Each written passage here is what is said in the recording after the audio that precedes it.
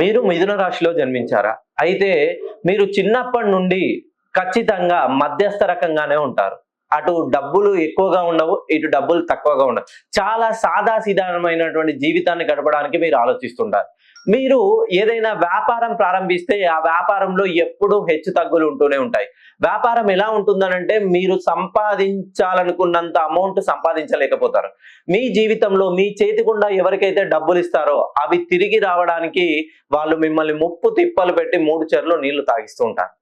So ఆర్థికంగా రోజు రోజుకి మీ ఆర్థిక స్థితి దిగజారిపోతుంది. చేసినటువంటి అప్పులు రోజు రోజుకి పెరిగిపోతుంటాయి. వ్యాపారం ప్రారంభిస్తారు, అనతి కాలంలోనే ఈ వ్యాపారంలో నష్టం వచ్చిందని ఇంకో వ్యాపారం ప్రారంభిస్తారు.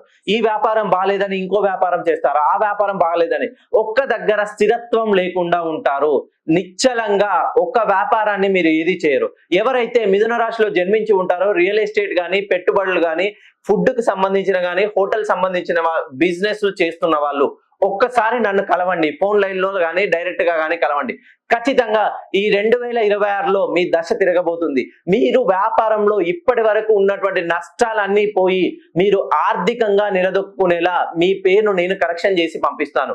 ఈ పేరు వల్ల మీకు మంచి జరిగితే కేవలం ఒక 10 మందికి చెప్పండి.